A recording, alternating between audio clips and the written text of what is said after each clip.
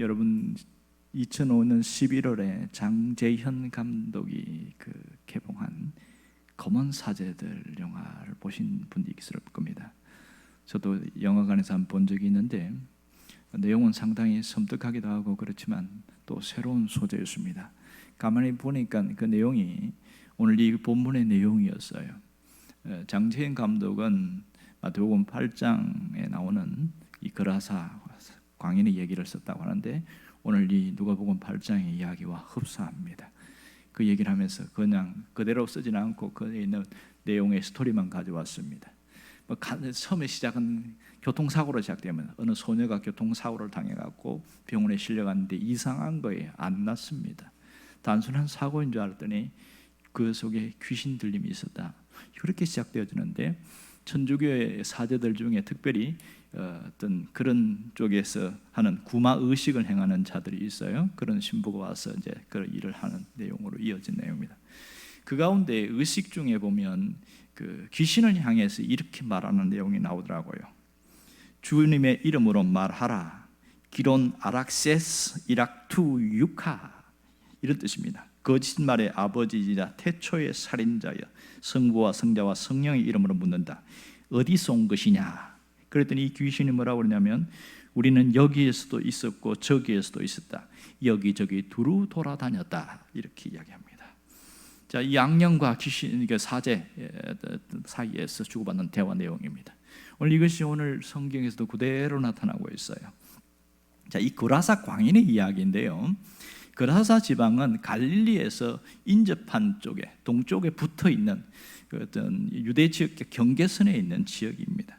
거기서 한 귀신 들린 사람을 주님 만나게 되어지는데 무슨 일이 있었는지 또 그 사람의 형편이 어떠했는지 그리고 그 반응에 대해서 사람들은 어떻게 나타났는지 결과에 대해서 나타났는지 그런 것들이 자세하게 나오고 있습니다. 그런데 성경에서 이런 것들이 참 많아요. 병 걸린 사람, 귀신 들린 사람 이야기가 유독 많이 나옵니다. 왜 그럴까? 이것은 딱 하나입니다.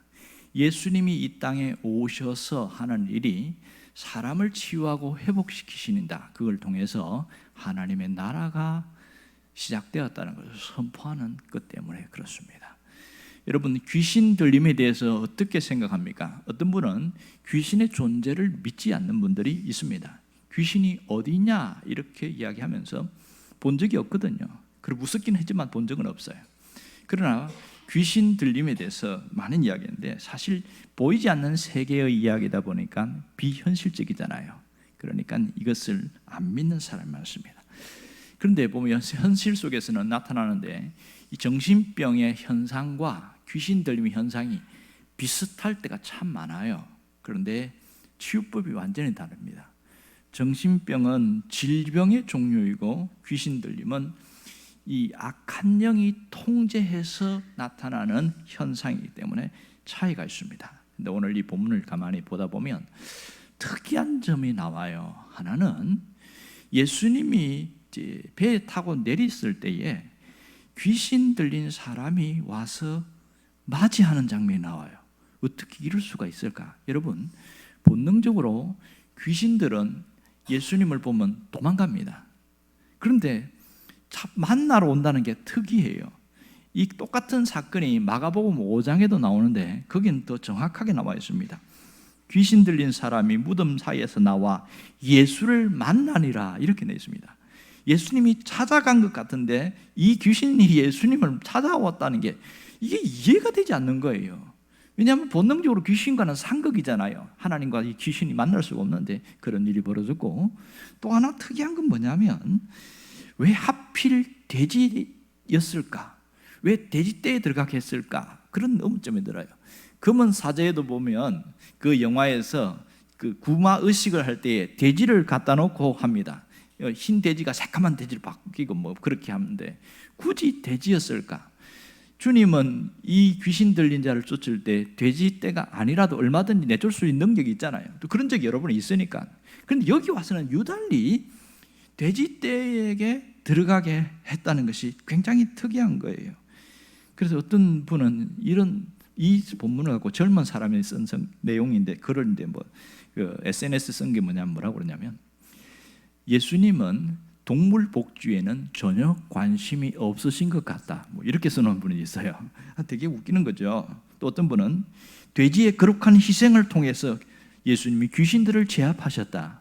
뭐 자기가 사적인 얘기를 드러났으니까 그런가 하고 웃고 넘어갈 수 있는데, 정말 여기서 고민이 되는 겁니다. 분명히 주님 의도를 갖고 했을 텐데 그 한 마리도 아니고 수천 마리의 돼지떼를 몰살시키면서까지 이렇게 한 이유가 뭘까? 이것이 상당한 의문점입니다. 자, 오늘 여기서 먼저 우리가 주목해야 될 게 하나 있어요. 그것은 귀신 들린 자의 모습입니다. 귀신 들린 자가 어떻게 하고 있는지 한번 보세요. 27절에 보면 제일 먼저 뭡니까? 오랫동안 옷을 입지 않았다, 이렇게 이야기합니다. 세 가지 특징이 여기서 나오는데요. 첫 번째는 옷을 입지 않았다. 여러분, 사람들이 옷을 입지 않고 밖에 다니면 뭐라고 그럽니까? 정신이 나갔네, 이렇게 이야기합니다. 그렇죠? 이 말은 무슨 말이에요? 옷을 입고 다니지 않다는 것은 비인격적이라는 것이잖아요. 적어도 인격적인 존재로 살지 못하고 있다, 이런 뜻입니다. 부끄러움도 모르고 사람과의 관계에서도 비인격적으로 산다는 것은 상당한 불행한 일인 것이죠. 또 하나는 집에 거하지도 아니하고 안정된 삶이 없어요. 이게 두 번째 특징입니다. 집에 거하지 못하니까 들락날락 불안정한 삶을 사는 거예요. 그럼 그 속에 마음이 어떤가 알 수 있죠? 불안한 거죠. 사람이 가장 힘든 게 뭐냐면 불안함입니다. 아무 일도 없는데 불안하면 사람이 그만 그 자리에 앉을 수가 없어요. 왔다 갔다 정신이 하나도 없어요. 이게 현실입니다. 이 사람이 그랬어요. 세 번째는 무덤 사이에 거하는 자라, 이렇게 했습니다. 이 말은 어떤 생명보다는 죽음과 더 가까운 삶을 살고 있다. 이게 세 번째 특징인 거죠. 늘 자신을 괴롭히고 죽음을 생각하고 절망과 낙심 가운데 살아가는 삶을 살아가고 있는 이 사람의 현실입니다. 자, 이런 귀신 들린 사람도 자기 맨정신이 돌아올 때가 있을까요? 없을까요? 돌아옵니다. 그러면 무슨 생각할까요? 자기가 옷 벗은 거 알아요? 몰라요? 알아요. 그리고 지금 여기가 어딘지 압니까? 모릅니까? 압니다. 그럴 때 무슨 생각할까요? 죽고 싶어요. 죽고 싶어요. 근데 죽고 싶은데 못 죽어요. 이게 현실입니다. 귀신은 한 사람의 인생을 파괴해 나가는데 일단은 정상적인 삶을 살지 못하게 만듭니다. 그리고 비인격적인 삶을 살게 만들고 정상적으로 사람과의 소통도 안 되게 만들고 여기서 벗어날 수 없는 철저하게 묶여있는 그런 삶을 살아가고 있습니다. 가끔 보면 겉은 멀쩡하게 생겼는데 이상한 말을 하는 사람 봤습니다. 제가 여기서 새벽기도 마치고 또는 늦게 갈 때 한 8시쯤 걸어서 집에 갈 때 보면 도로가에서 잘 차려입은 중년의 아가씨 같은데 아주 잘 차려입었어요. 그런데 도로가를 향하여 삿대질을 하고 막 큰 소리로 치고 그렇게 하고 있습니다. 백을 메고 옷에 멍을 걸치고 아침 8시에 그렇게 걸어가면서 막 소리를 지르고 하는데 겉은 굉장히 화려하고 멀쩡한데 말하는 게 좀 이상해요. 아, 조금 문제가 있구나, 이런 생각이 드는 거예요. 얼굴은 굉장히 아주 사나웠어요. 가까이 가긴 무서웠습니다. 그러니까 저런 사람도 과연 정상적으로 회복될 수 있을까? 우리는 이런 생각을 많이 하지 않습니까? 자, 이것이 정신적인 문제입니까? 영적인 문제입니까? 영적인 문제가 결부되어 수 있습니다.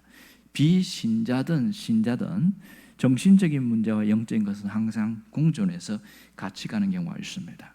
결국 보면 이 악한 영은 사람의 인격을 파괴할 정도는 아니라 인생 자체를 파괴합니다. 여러분, 여기는 완전히 귀신에게 제압된 사람, 장악된 사람의 얘기가 나오지만 일반적으로는요, 귀신에게 장악되지 않으면서도 귀신에게 휘둘리면서 살아가는 사람이 있습니다.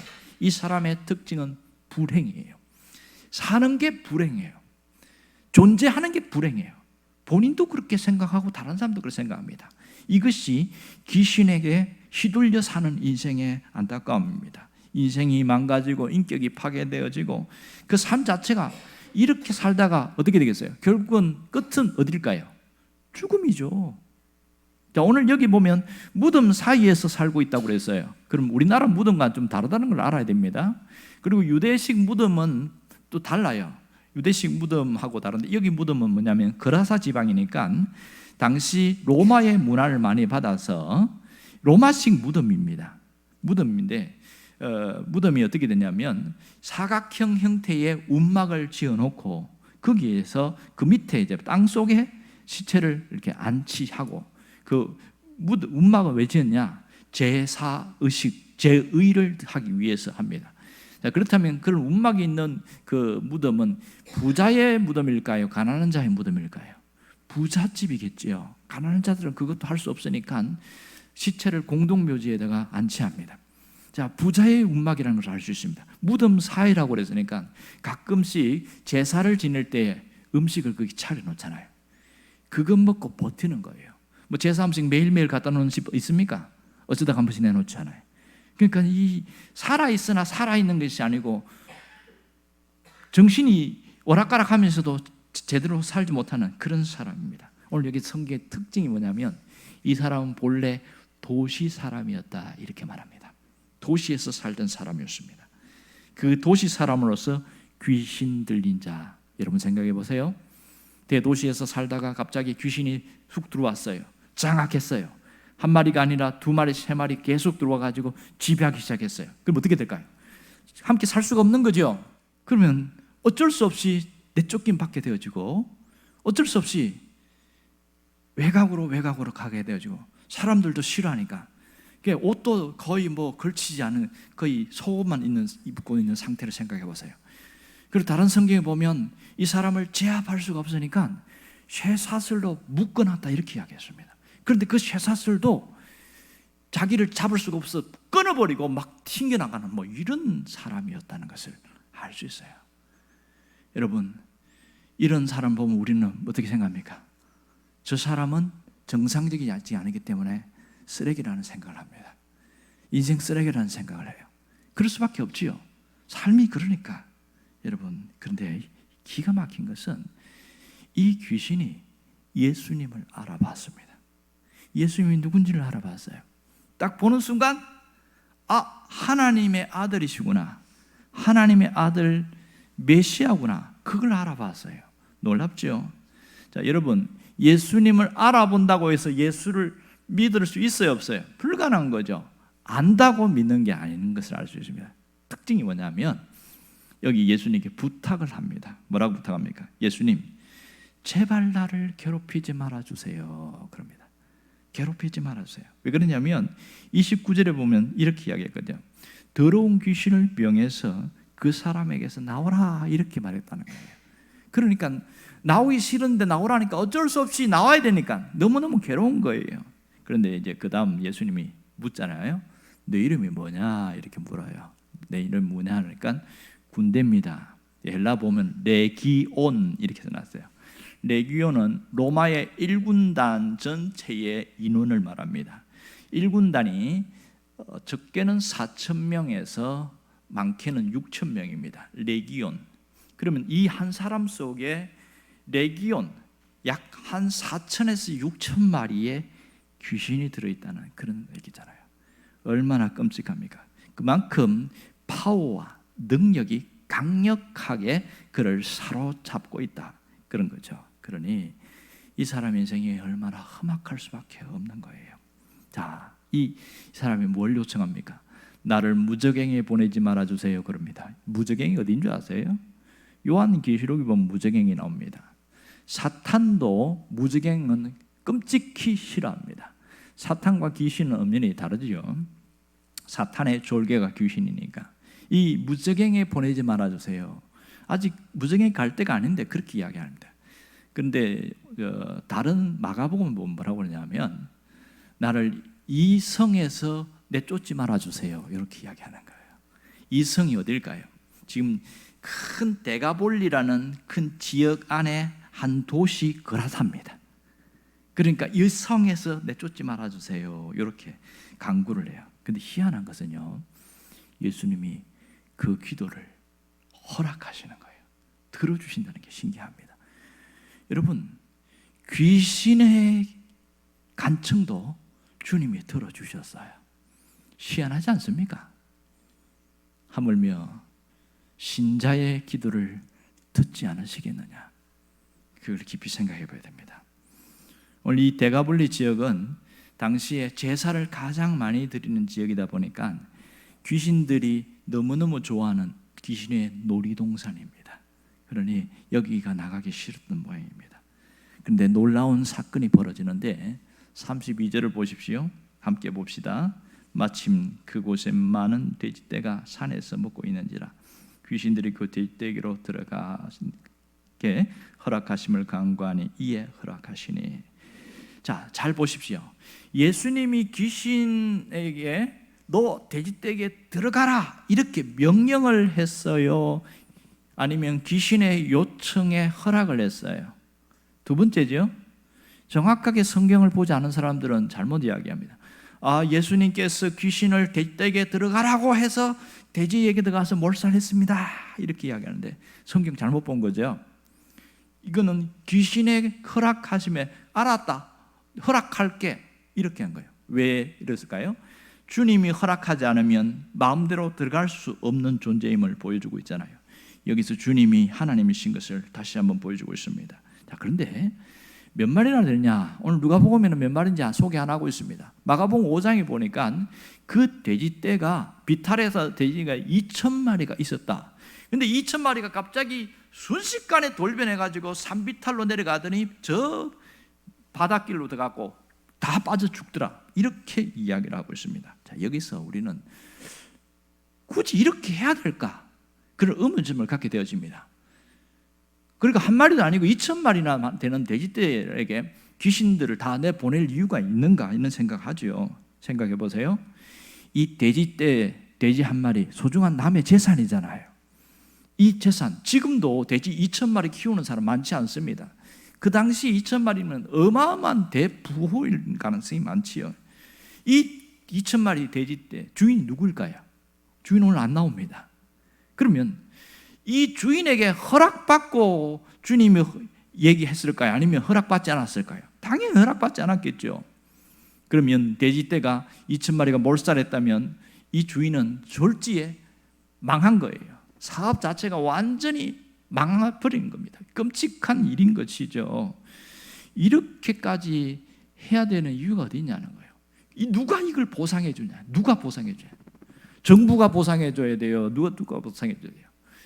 이 어마어마한 일을 보세요. 제가 자본주의 시각에서 이걸 한번 들여다봤어요. 그랬더니 자본주의 논리에서 보면 한 쓸모없는 한 사람 때문에 어마어마한 재산을 잃어버린 상황이 되어버리더라고요. 그 당시 몇 년 전만 해도 돼지 한 마리 가격이 30만 원이었습니다. 지금 말이에요. 그러니까 제가 이번 주에 보니까 돼지 한 마리 가격이 50만 원 합니다. 그러면 30만 원이면 2,000마리면 6억이잖아요. 그럼 50만 원이면 자그마치 10억이에요. 순식간에 10억이 날아가 버렸어요. 2000년 전에 10억이면 이거는 어마어마한 일이겠죠. 이 한 사람은 귀신 들렸으니까 정상적인 사람이 아니에요. 빈격적인 삶을 살고 자기 삶에 아무것도 할 수 없는 쓸모없고 무능력한 사람입니다. 그럼 이 사람 때문에 10억의 가치를, 돈을 날려버리는 이것을 자본주의 시각에서 보면 엄청난 어리석은 짓이라는 거예요. 왜 이런 짓을 하냐? 얼마나 따지고 항의하겠냐는 거예요. 정말 말도 안 되는 일을 한 겁니다. 주님이 왜 일을 했을까? 오늘 이걸 한번 따져봐야 되는 거죠. 이 귀신이 치유되는 과정 속에서 주님이 틀림없이 말씀하시려는 뭔가의 목적이 여기 있습니다. 자, 여기서 예수님은 한 영혼의 가치를 우선시했어요? 돼지 2,000마리를 더 우선시했어요? 영혼의 가치잖아요. 그렇죠? 돼지 2,000마리보다 한 영혼을 더 귀하게 여겼다는 것을 알 수가 있습니다. 정말 주님은 금은 보화보다 영혼의 가치를 소중히 여긴다는 걸 알 수 있습니다.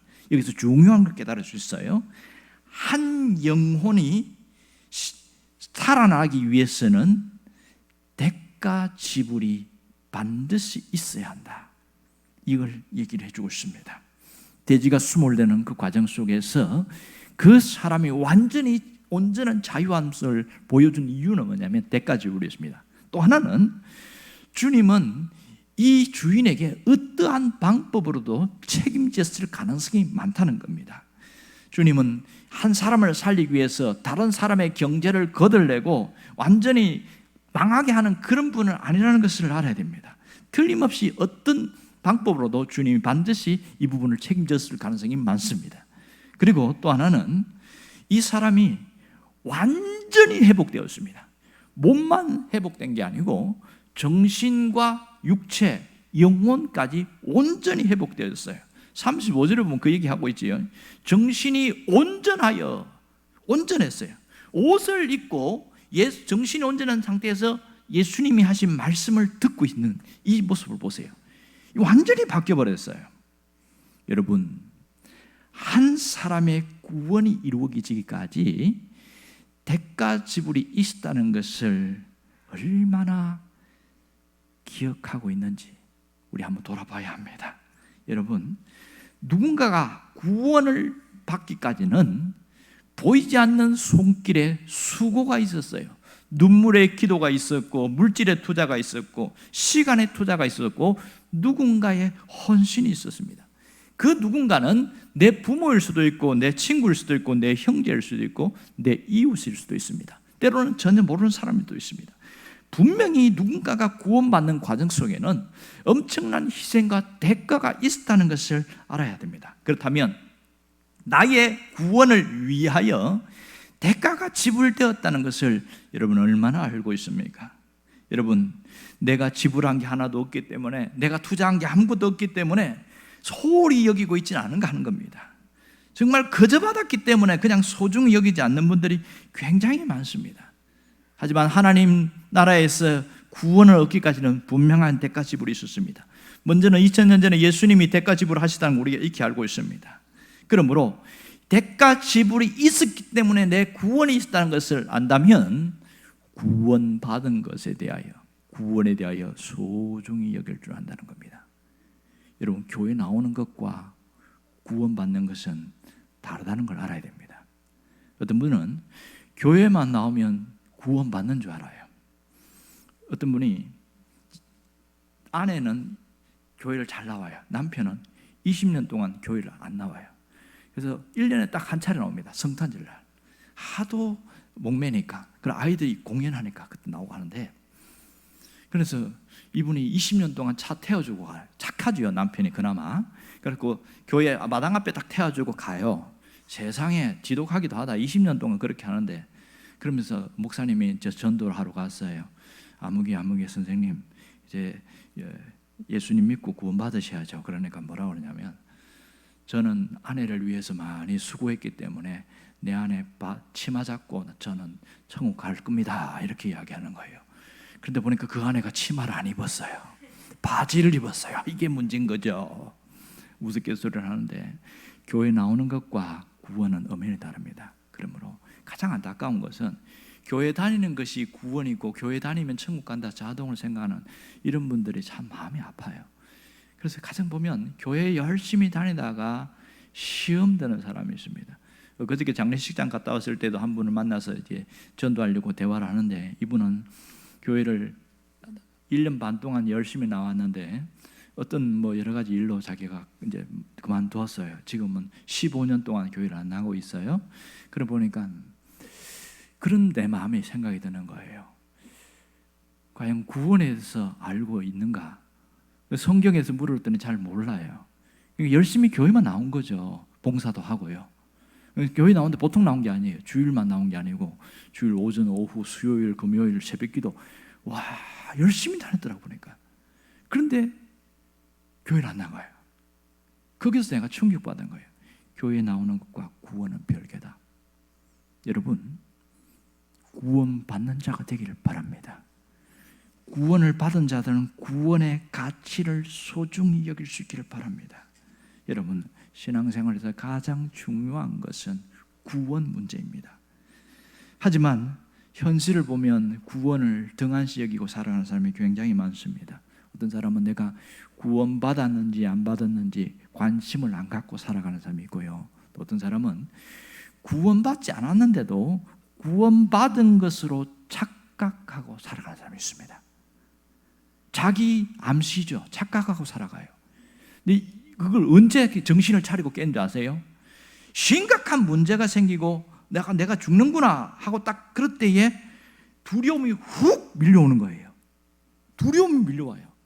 죽음에 대한 두려움 때문에 부들부들 떠는 거예요. 여러분 사시나무 떨듯이 떠는 거 봤어요? 사시나무가 어떻게 뜨는지 압니까? 달달달달 떠는데 사람이 그렇게 떠는 거예요. 왜 그래요? 이분은 교회를 나왔지만 자기가 구원받았다고 착각하고 있었던 거예요. 그것이 문제였습니다. 신앙생활에서 구원 문제만큼은 목숨 걸고 얘기하고 또 얘기하고 확인하고 또 확인할 필요가 있다는 것이 이런 것 때문에 그렇습니다. 왜 구원 문제가 중요한지 아세요? 구원받아야 하나님과의 만남이 이루어지기 때문입니다. 구원받지 못한 사람은 하나님 만날 수가 없는 거예요.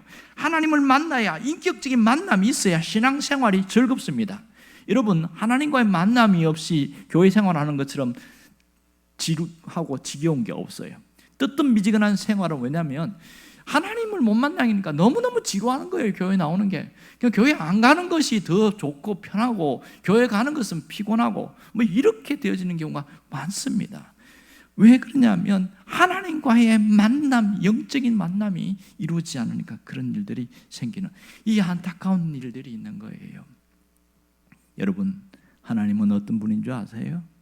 하나님은 우리의 영혼을 소중히 여긴다는 사실입니다. 우리의 인생 가치를 귀하게 여기십니다. 그래서 교회까지 나왔다면 하나님이 말하는 마음은 뭐예요? 여기까지 나왔으면 인생의 가치를 다시 회복되기를 원하는 게 하나님의 마음이란 말입니다. 구원받지 않는 사람도 구원받고 주님을 만나서 회복되기를 원하고, 구원받은 사람은 이미 확실히 주님을 통해서 인생의 가치가 품격이 높아지기를 원하고 계신 거예요. 여러분이 그 사람 되기를 바랍니다. 한 영혼을 향한 그 주님의 사랑을 깨닫는다면 내 인생의 가치를 깨달아가야 됩니다. 이 한 영혼이 누굽니까? 교회 밖에 있는 그 영혼보다 더 소중한 영혼이 누구예요? 교회 안에 있는 지금 이 사람이 나잖아요. 나 사람이 하나님이 얼마나 소중한지를 깨닫지 못하면 다른 사람의 가치도 못 느끼는 거예요. 내가 하나님의 극진한 사랑을 받은 존재다. 나 한 사람을 살리기 위해서 주님이 이 성경을 나에게 보여주신 거예요. 돼지 2,000마리가 아니고 20,000마리라도 희생해서라도 살리려는 그 주님의 그 심정을 볼 수 있어야 됩니다. 나를 살리기 위해서 모든 것을 쏟아부으시는 주님의 마음을 볼 수 있어야 한다는 것이지요. 여러분 가끔 요즘은 잘 안 부릅니다만은 한동안 유행했던 CCM이 있었잖아요. 당신은 사랑받기 위해 태어난 사람, 당신의 삶 속에서 그 사랑받고 있지요. 이 찬양이 굉장히 감미롭고 따뜻하고 좋잖아요. 자, 하나님의 사랑을 받는다는 찬양을 부르고 듣고 하면서 진짜 그 사랑에 녹아지지는 않는다는 이 안타까운 현실을 아십니까?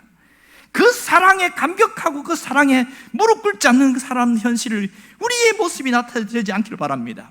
여러분, 예배당이 중요할까요? 사람이 중요할까요? 경제 논리로 보면 예배당이 훨씬 더 중요합니다. 주님은 어떻게 보실까요? 주님은 예배당보다 사람을 더 소중히 여깁니다. 한 사람을 위해서 어떠한 것도 희생할 각오가 되어 있는 것이 주님이시니까요.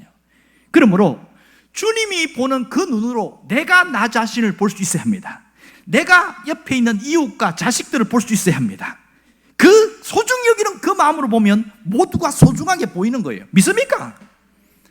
내가 나를 소중히 여기지 않는다면 다른 사람이 나를 소중히 여길까요? 무가치하게 여길까요? 어떤 사람도 나를 가치 있게 여기지 않습니다. 나를 귀하게 여기는 자만이 다른 사람이 나를 귀하게 여기고, 내가 나를 귀하게 여기니까 다른 사람의 그 인격과 영혼도 귀하게 여길 수 있는 거예요. 이게 놀라운 은혜 아니겠습니까? 그러므로 주님이 나 한 사람을 살리기 위해서 어떠한 대가도 지불하셨다는 그것을 깨닫는 사람은요, 나를 소중히 여길 줄 압니다. 여러분이 자기 자신을 귀하게 여길 수 있기를 바랍니다. 그렇다면 나를 소중히 여기는데 내 인생이 피폐해지고 내 인생이 망가지고 내 인격이 많이 무너지고 내 삶이 무너지는 그 길로 가도록 나를 내버려 둬야 브레이크를 밟아요. 스톱! 멈추라고 브레이크를 딱 밟습니다. 나 더 이상 이렇게 살지 않을 거야. 나 이렇게 사는 것은 이제는 끝낼 거야. 거기서 종지부를 찍어버립니다. 뭘 깨달았어요? 하나님이 나를 극진히 사랑하는 것을 깨달았기 때문에 달라집니다. 거기서부터요, 불행이 떠나가기 시작합니다. 거기서부터 아픔이 사라지기 시작합니다. 기억하십시오. 주님이 오셔야 합니다. 내 삶에 예수 그리스도가 찾아오셔야 합니다. 내 영혼에, 내 마음에, 내 삶에 주님이 찾아오시면 하나씩 하나씩 회복되기 시작해요. 주님이 오셔야 불행이 밀려나갑니다. 어떤 사람은 자기가 끊어보려고, 이겨보려고 몸부림을 치는데 해결이 안 되는 거예요. 인에 박혀있는 나쁜 습관들, 뿌리 박힌 그 습관들이 떠나가질 않는 거예요. 정신세계에서 떠나가지 않고 내 몸에서 떠나지 않고, 술도 마찬가지고 담배도 마찬가지고, 나를 억압하는 그것이 나를 지배하는데 끊어보려고 아무리 애쓰는데 안 되는 겁니다.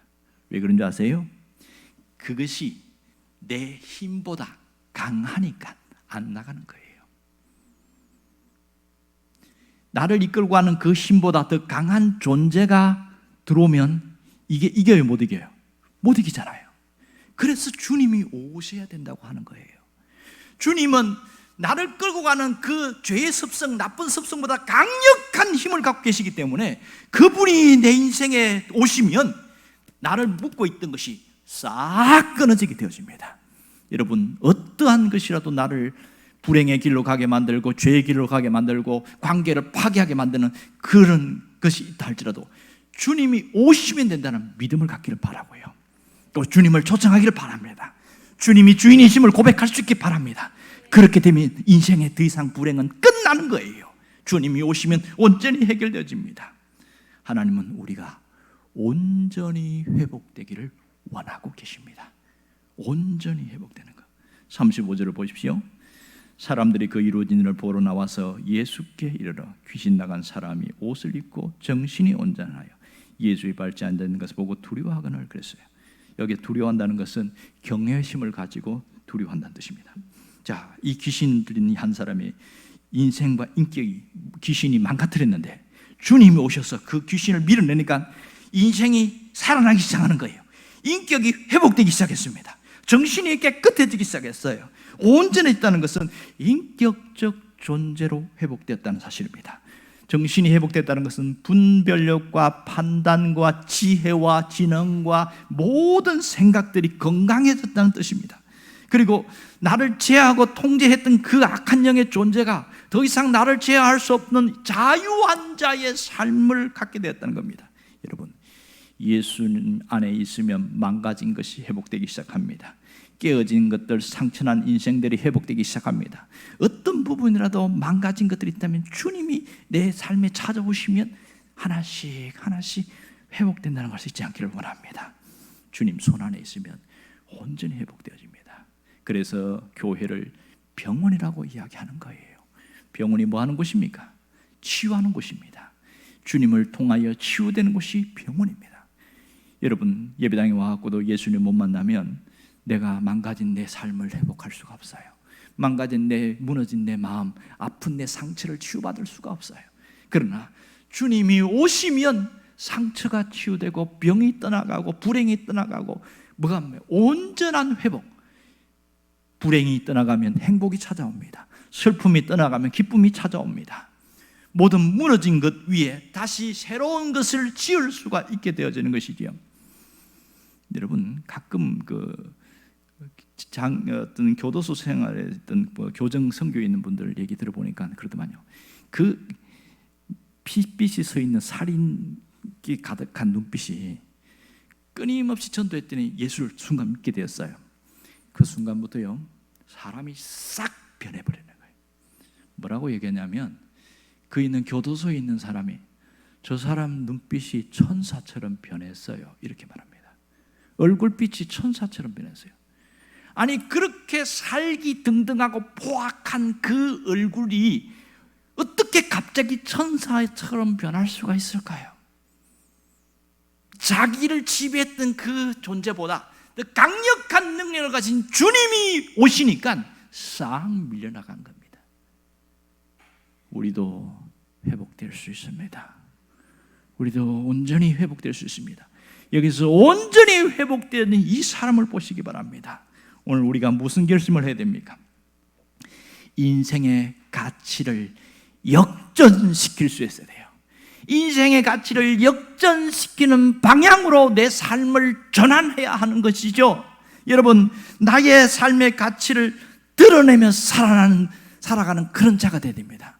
오늘 38절에 보면 뭐라고 하냐면 정신 돌아왔을 때에 고맙잖아요. 그러니까 내가 예수님 따라가겠습니다 이렇게 이야기하니까 이 예수님이 뭐라고 하냐면 아니야, 너는 집으로 돌아가 이렇게 이야기해요. 집으로 돌아가요. 왜 집으로 돌아가야 돼요? 지금 이 사람 도시 사람이잖아요. 그러니까 가족이 있단 말이에요. 가족들이 얼마나 마음 졸이고 얼마나 마음고생하고 힘들었어요. 온전히 회복되니까 가정으로 돌아가면 그 가정에서 어떻게 될까요? 웃음꽃이 피기 시작하고 회복이 일어나겠죠. 가장으로서 모든 역할을 정상적으로 할 수 있으니까 가정이 살아나지 않겠어요? 그 가정을 살리려고 하신 거 아닙니까? 집은 가장 친밀한 공간이고 사랑이 있고 위로가 있는 공간입니다. 거기서 하나님께서 내게 어떻게 하시는가 그 위대한 것을 간증할 수 있는 그 공간 아니겠어요? 주님이 오셔서 내가 이렇게 했다고 이 가정이 틀림없이 돌아갔을 때 이 사람 가정은 전부 다 복음화 됐을 겁니다. 그리고 이 사람이 한 일이 뭐예요? 온 성내의 전판이라고 그랬습니다. 이 온 성내, 성은 어디입니까? 데가볼리 말합니다. 데가볼리라는 것은 10개의 도시를 말합니다. 데카라는 것은 11, 10, 열을 말하고 볼리는 폴리스, 도시를 말합니다. 그러니까 여기에서는 거라사 한 도시가 있고 나머지 9개 도시 있어요. 그 10개 도시를 돌면서 이 사람이 돌아다니면서 간증하면서 간증 집회한 거예요. 기가 막힌 사건 아니겠습니까? 하나님이 나를 이렇게 치유하셨다고. 이 사람이 얼마나 어떤 사람 존재 다 한단 말이에요. 다 알아요. 거라사 지방만 아는 게 아니고 다른 지역 다 알아요. 그런데 이 사람이 완전히 회복된 거 보니까 이렇게 핸섬한 사람이었냐고. 누가 그렇게 만들었습니까? 주님이 바꿔놨습니다. 여러분, 인생은 예수님이 그 삶의 자리에 오시면 완전히 달라집니다. 여러분이 주님을 통해서 온전한 회복이 일어나기를 주의 이름으로 축원합니다. 우리가 11월 12일 날 행복축제 대행진을 하는 이유가 여기에 있어요. 한 사람 살려보자고 몸부림치는 이유는 그것이 주님의 마음이니까 함께 해보자, 함께 해보자 그런 마음인 것이죠.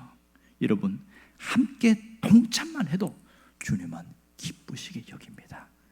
여러분이 함께 할 수 있기를 간절히 바랍니다.